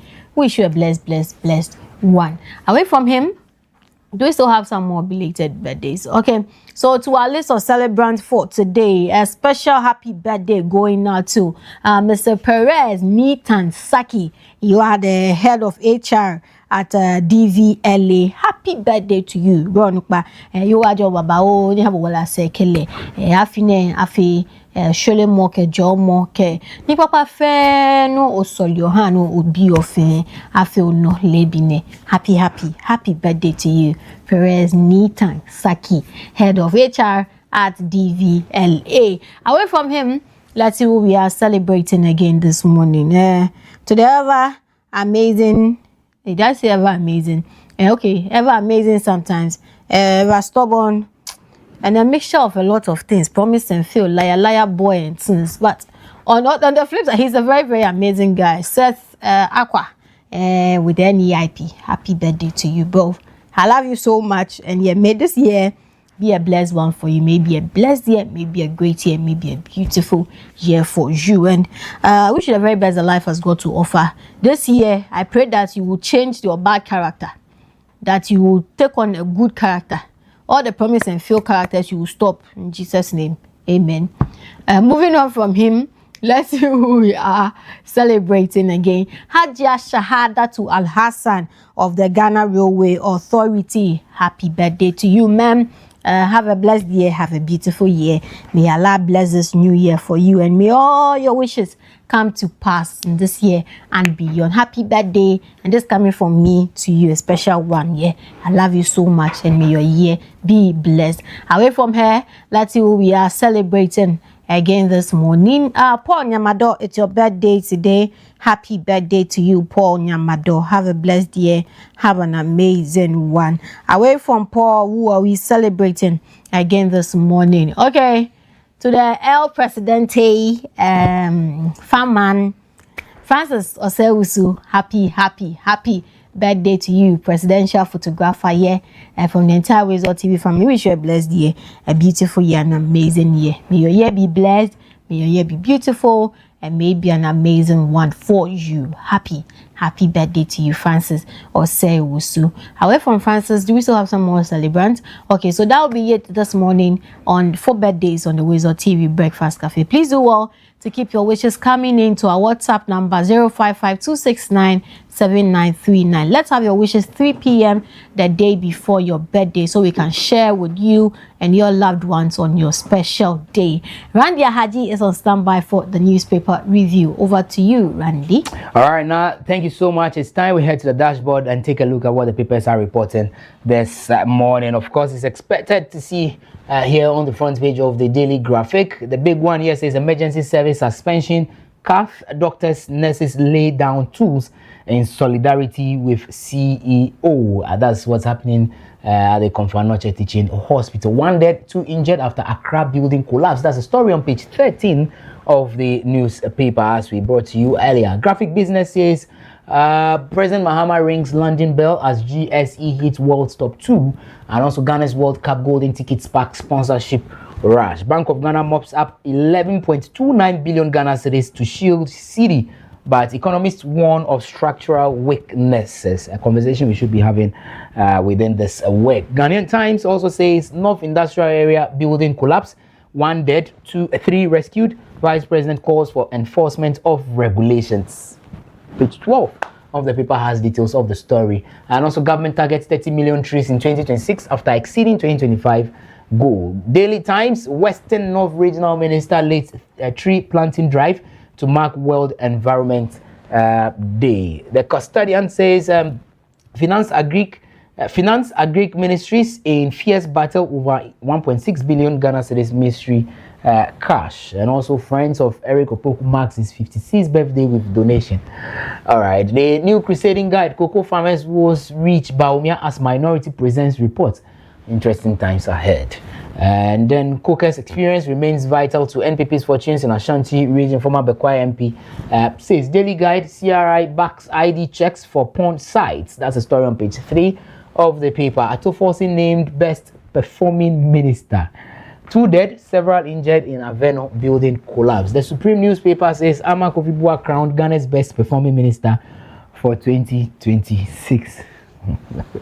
Honorable Kweku Amprechum Sapon MP for Mampo endorses Nana B as next National Affairs Vice Chairman. Let's move on to women and leadership. Ohenini Adadsua, a journey of faith, purpose, and unwavering grace. You can grab a copy and read the details. Graphic Sports, yes indeed. The men who are preparing for the Mundial in some days to come. The headline here says, or the caption here says, give Partey offensive midfield role, Atram says, and that's from Gordon Atram. GBA presidential race in limbo, vetting stalls, elections date uncertain. That's the story on page 4 of the paper. And here you see battle for Black Stars #1 spot. Queiroz must pick keeper who fits game plan.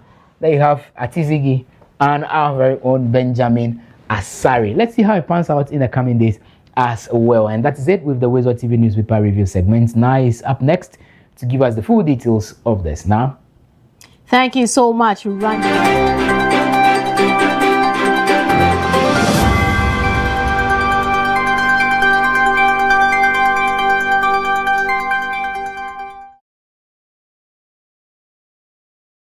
All the WoezorTV report. Let's take a look at the headlines.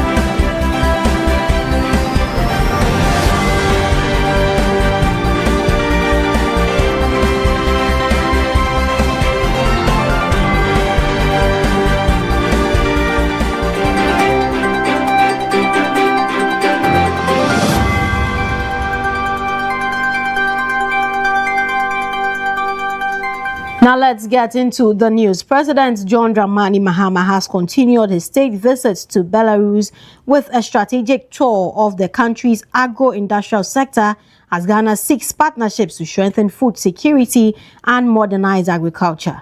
On the second day of his visit, President Mahama traveled to the industrial city of Brest, where he toured one of Belarus' largest agro-processing facilities, gaining first-hand insight in the company's advanced dairy production system. The facility produces a range of products including baby food, milk, cheese, and milk powder for international markets. Speaking after the tour, President Mahama emphasized Ghana's determination to modernize its agricultural sector and move from smallholder farming to large-scale commercial agriculture. Ensure food security in Ghana. And so we're setting up what we call farmer service centers. And so we're looking to get appropriate agricultural equipment for our centers. And I've just seen a very impressive display of Belarusian equipment and machinery. And it's my hope that we'll be able to acquire some of these for our farmers. Now, farming and agriculture is becoming increasingly mechanized. The hoe and cutlass agriculture is gone. And so we need to provide centers where the farmers can come and get the services of the machines. The farmers don't need to own the machines, but if they need the service of a tractor or a combined harvester, they are able to do it. And what I've seen here is very impressive. These are beautiful machines. We just have to make sure that the after-sales service is perfect so that the machines can be maintained so that they can stay and work for a long time.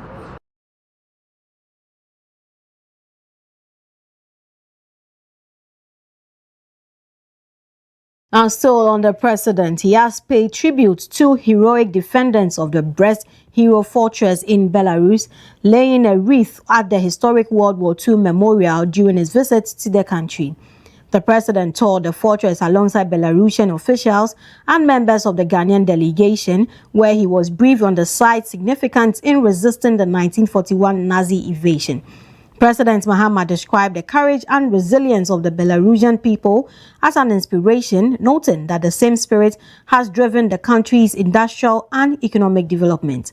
Addressing a luncheon hosted in his honor by the governor of Brest, the president praised the strong historical and cultural heritage of the region and expressed optimism about deepening cooperation between Ghana and Belarus in agriculture, mining, manufacturing, and investment.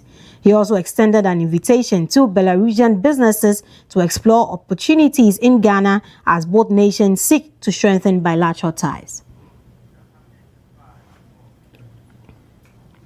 And away from the president, Vice President Professor Nana Jane Opoku-Agyeman has assured victims of the recent fire outbreak at the police barracks opposite the Greater Accra Regional Police Headquarters of government's commitment to supporting them through the recovery process.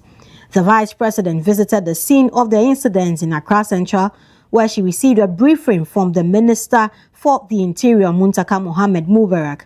According to the minister, the fire affected 48 families.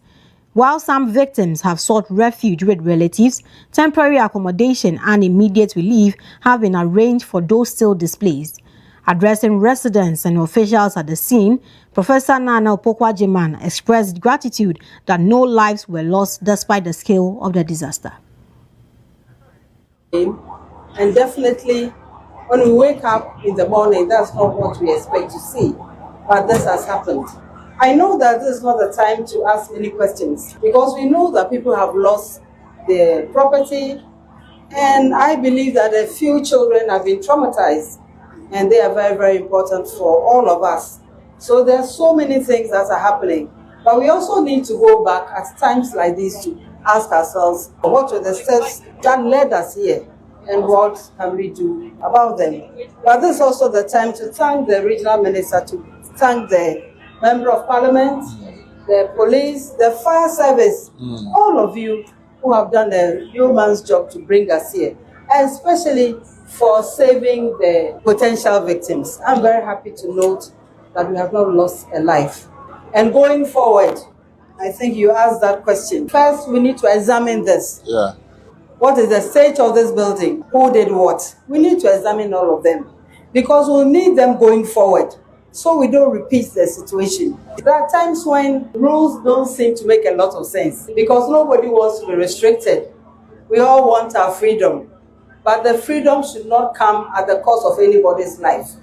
So yes, if it is meant for 10 people, that's what it should be. And we should enforce that it is meant for 10 people. Because it's better that way, I think, than finally coming to save how many people who did not have to be in danger, but they are in danger.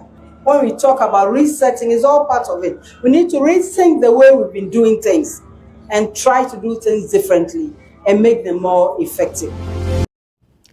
And now away from Accra Central, 2 people have been confirmed dead following the collapse of a building in the North Industrial Area in Accra. According to reports, 3 persons were rescued on Sunday, June 7, from the rubble of the collapsed building, with 2 confirmed dead and 1 currently receiving treatment at the Ridge Hospital in Accra. According to eyewitnesses, the collapse occurred about 4:25 a.m. on Sunday, prompting a large-scale emergency response involving personnel from the Ghana National Fire Service, the Ghana Police Service, and the Ghana Armed Forces. During a visit to the scene, Vice President Professor Nana Jane Opokwajiman called for strict adherence to building regulations and greater accountability. To everyone. Yes, early in the morning we heard of the disaster and we planned to come and see for ourselves. But we also knew that our rescue agencies were going to be up to the task. I want to thank all of them, the fire service, the police, NADMO, everybody, and the neighbors also, ordinary people, all of us who are interested in preserving life. We want to thank all of you for being here. This is not the sort of thing we want to wake up and see or even hear, but sometimes it happens. What I want to say is that there are times when there are things that you cannot prevent. But my colleagues, my friends, there are many things we can all prevent. And it's about doing the right things. We know them. As we are standing here, we are told that somebody is trapped in there. Why should this happen? Because somebody didn't do the right thing. You see, when people step out to do the right thing, all of us should support them. Sometimes we don't. We even isolate them and we make the world believe that they are rather the ones doing the wrong things. What is worse than somebody trapped in here? Even if you are trapped in your car, how will it feel? I said only yesterday or so, that rules never make sense. Nobody likes rules, but we need rules. Otherwise, nothing will function. And we need to do proper investigation. We must all open ourselves to be held to account. It's all of us. This really maybe needn't have happened. But what could we have done? What do we do to ensure that going forward we are not seeing many like these?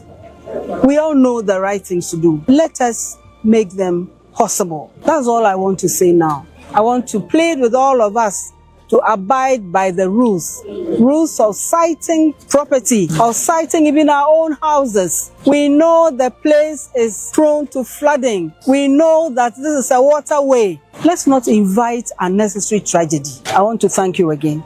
Now moving on, the second batch of Ghanaian nationals evacuated from South Africa following recent xenophobic attacks have arrived safely in Ghana. The returnees were received at the airport by the Minister for Foreign Affairs, Samuel Okudzeto-Ablakwa, and other senior government representatives. Welcoming the evacuees, Honorable Ablakwa assured them of government's commitment to protecting the welfare, dignity, and safety of all Ghanaians, stressing that no citizen would be abandoned in times of distress. And sisters, I want you all to feel at home. We are very proud to receive you, and we are honored to have you back in our midst. To us, you are treasures. You are special. You are our kinsmen, and we value you. Already, about 200 jobs have been secured for you. Mr. Ibrahim Mohammed's engineers and planners, he has offered 100 jobs. 100 jobs.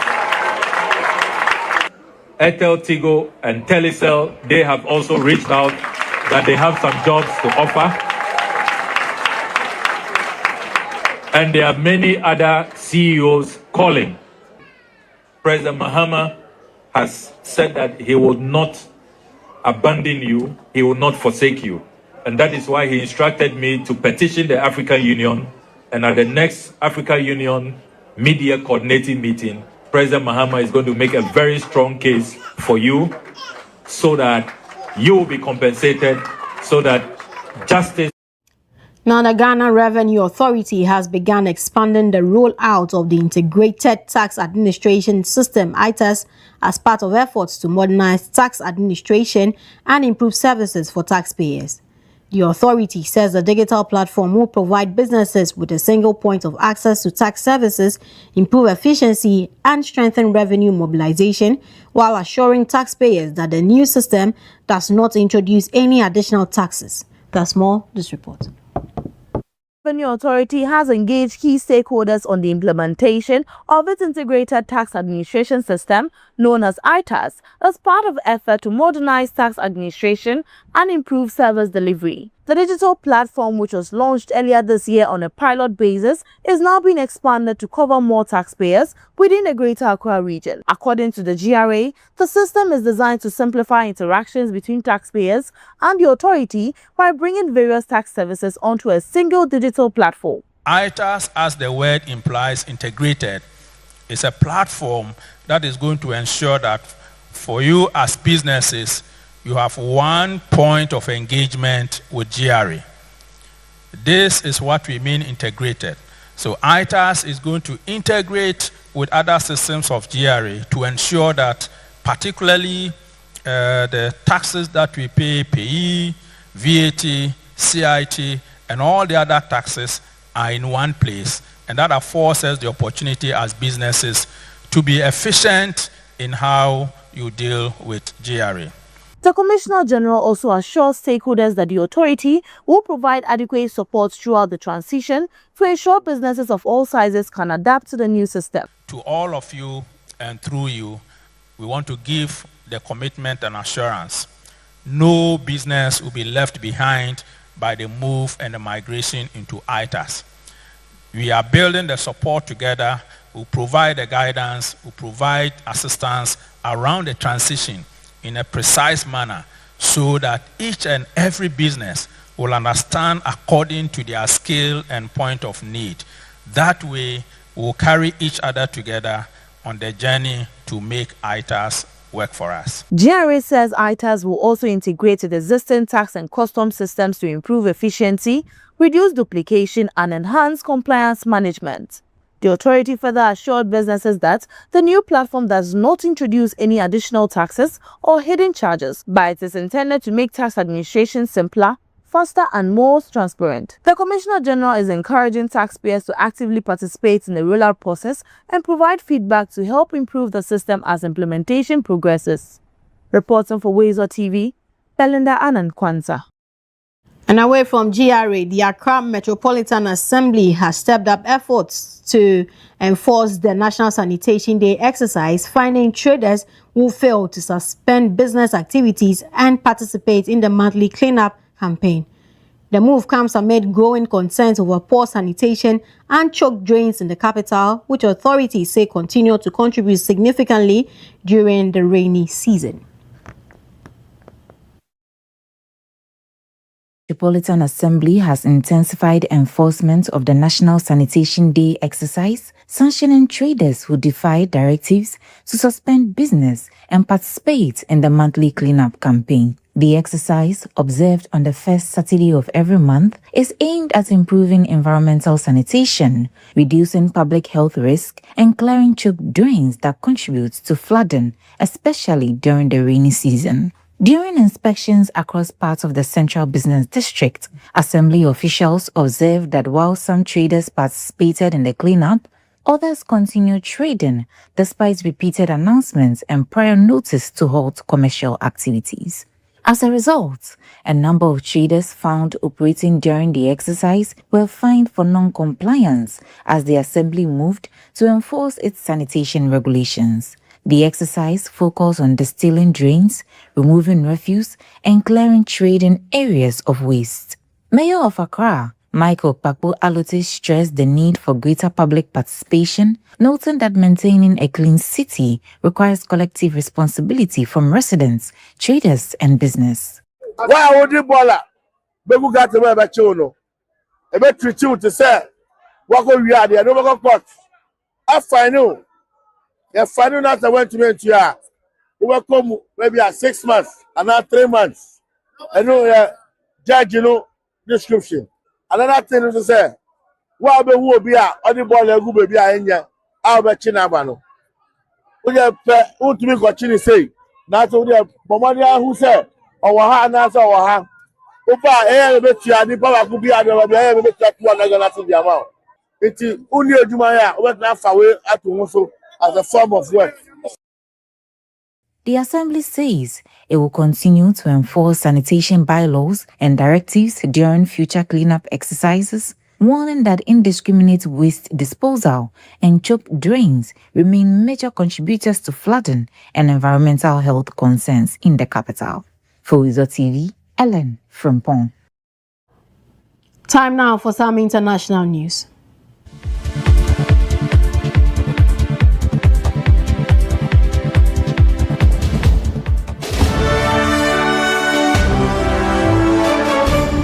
Now, at least 360 people kidnapped by Boko Haram jihadists from a mainly Muslim community in Nigeria's northeastern Borno state in March have been freed from a remote mountain hideout. The circumstances of how they were freed are disputed. The army says it had launched an unprecedented intelligence-led operation that had been weeks in planning and taking the Islamist militants by surprise. But a local group, the Borno South Youth Initiative, says it mediated the unconditional release, putting the number of those freed at 416.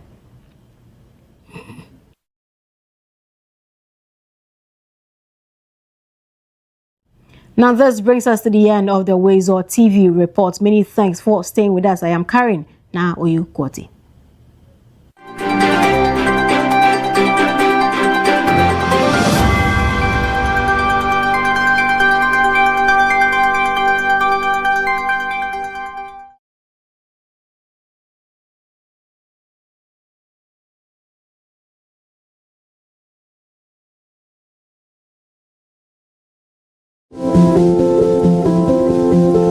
If you're watching this with your friends, you'll probably make a joke. Because you know what you feel on the inside isn't what you want people to know. If you have to pretend to be happy, find someone you trust and tell them.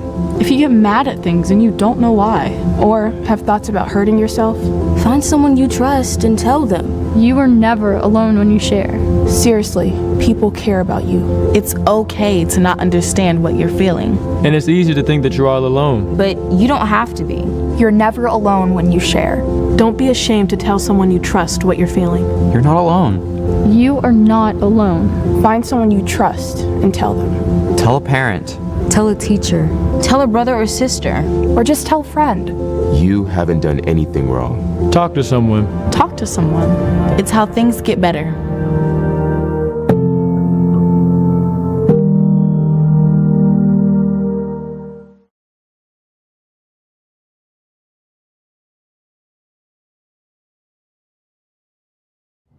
Embarrassed. Too embarrassed to speak to a loved one. Too embarrassed to speak to your doctor. Too embarrassed. When in our lifetime, 1 in 4 black men will be diagnosed with prostate cancer. 1 in 12 black men will die from prostate cancer. Let me repeat that. 1 in 4 black men will be diagnosed with prostate cancer. 1 in 12 black men will die from prostate cancer disease. 1 in 12. That could be your dad, even your older brother, uncle, or grandfather. You need to make sure they are not embarrassed to speak to you or their doctor about it. Hey, Dad, have you had your prostate checked out? See? How hard is that? It's easy. Just start the conversation. Prostate cancer is survivable if caught and treated early enough. Don't let embarrassment stop you having this important conversation. You may save someone's life. Not just your own.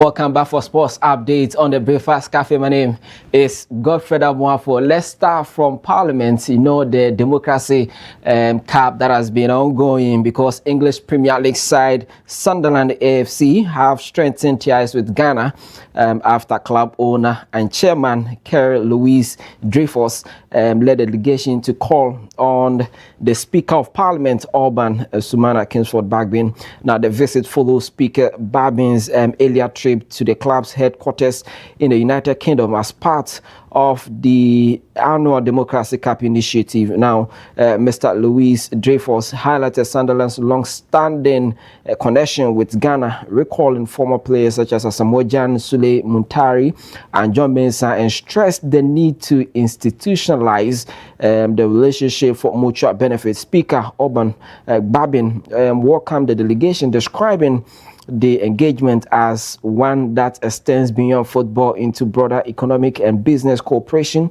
urging stakeholders to take advantage of emerging opportunities. He further noted plans to deepen collaboration with Sunderland AFC in youth development and women's football, while also supporting the growth of the Democracy Cup. The speaker, also said traditional fugu, which has been part of us for some few days in the conversations that we've been having, and also presenting it to the chairman of Sunderland, of course, as part of his visit to the country. And so this is a good move, and you're seeing the Democracy Cup getting that support from Sunderland. Of course, you love to see our teams, the clubs that will emerge winners in subsequent years. We'll be seeing them playing with Sunderland, going for it, or getting some support from the English side. So this is a good collaboration between Ghana and Sunderland in that regard. But let's talk about Christian Eriksen. Remember, some 5 years ago, this player suffered some heart attack while on duty for his national team, Denmark. And yesterday again, the player collapsed on the field when they were playing against Ukraine. In that game, Denmark were already leading by 2-1 when he fell on the pitch. But then this morning, the confirmation we are getting from the Danish Football Association is that the player is okay, because even in that game, you saw him walking off the pitch. In that regard, not like it happened 5 years ago that he was carried away. This time around, he himself walked away with standing ovation on the stadium. And so that is it on your screen at the moment, the video of Christian Eriksen once again collapsing. You remember the first one was cardiac arrest. So you were expecting that probably Christian could give some break, but after he was cleared by the doctors, he continued playing to the extent that he even played for Manchester United. And after about 5 years, he has suffered the same thing. It's quite worrying, but then we pray that he recovers so well, so that he continue playing football also, or otherwise, whatever the doctors will prescribe or advise him to do, he'll continue to deliver for sporting fraternity. And so this morning, let me send good wishes to him and speedy recovery. He's a man, he's been, battling it out. Some 5 years ago, he battled it out, and this time around, expect him to come out stronger as expected of him. Now, let's talk about the World Cup and some African countries that are going into the World Cup, and talk about DR Congo. You know that some days now, all news coming from DR Congo has been about the outbreak of the Ebola, and so some countries even fear hosting the national team, and this team will be participating in the 2026 FIFA World Cup, of course. And so there are a lot of countries, including the United States, who are not so sure about allowing the team into their country. And so DR Congo's final World Cup warm-up game against Chile will take place behind closed doors amid concerns about the Ebola outbreak in the African nation. The match is scheduled to take place in French city of Orleans on Tuesday. It had been due to be played in Cadiz in Spain before a local mayor signed a decree preventing it from taking place there as a precautionary measure. And so that game has been moved back to the United States, and that game we played behind closed doors. Now, World Cup host United States require squad and officials to spend 21 days outside DR Congo and symptom-free before they will be permitted to enter the country. Now, the developments is that none of the DR Congo's players who are playing for different clubs ever even went back to the country before joining the team. So it means that basically all the players playing for their various clubs, none went back to DR Congo. And so I don't think that the suspicion or the fear of Ebola should still go on surrounding the team. But as it stands now, the players are in a bit limbo because most of the countries are expecting them to actually undergo the 21 days mandatory quarantine, and some of their games will be played behind closed doors. So it's becoming a bit difficult for the team as it stands now, because they will have to go through some health precautions and measures and all those things. You can think about the psychological effects on them at the moment, but of course they are also going through to ensure that they participate in the upcoming World Cup. You shouldn't forget that we are just 3 days away from that. Let's quickly look at our fact for today. Which team are we talking about? We are talking about Morocco this morning.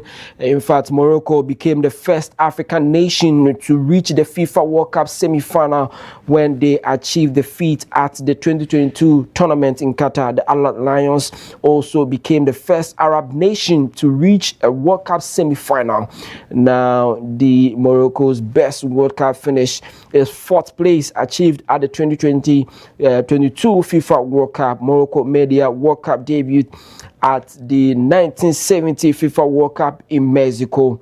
In 1986, Morocco became the first African team to top a World Cup group, advancing to the round of 16 in Mexico. Morocco once again have qualified for the FIFA World Cup 7 times.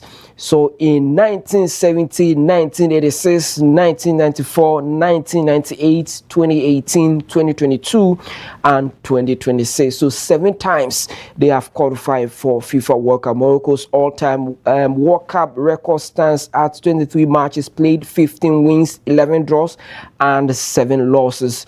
Youssef El Nasri is Morocco's leading World Cup goal scorer with 3 goals, and Ashraf Hakimi and Hakim Ziyech share the record for the most World Cup appearances by Moroccan player with 10 matches each. Morocco will co-host the 2030 FIFA World Cup alongside Spain and Portugal, becoming the first North African nation to host World Cup matches. Now, ahead of the 2026 World Cup, Morocco reached its highest ever FIFA ranking of 8th position in the world.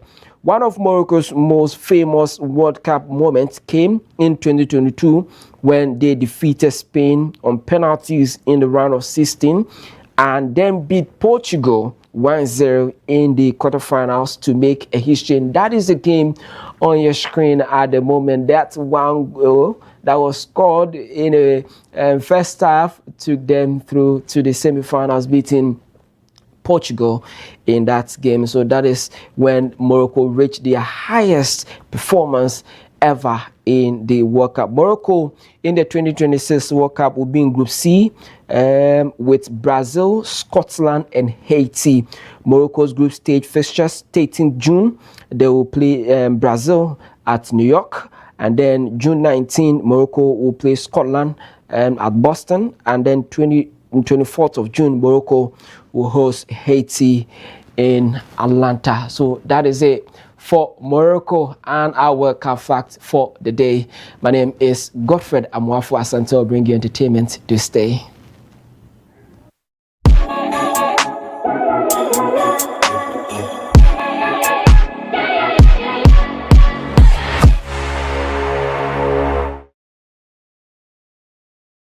Okay, next one. Sit down. Look to camera. This is what it looks like to be exceptional, to stand out from the crowd, to make history. But what if women didn't have to be exceptional? What if they didn't have to be the first, the best, or the only woman? What if being a female engineer wasn't remarkable? What if women and men could compete as equals?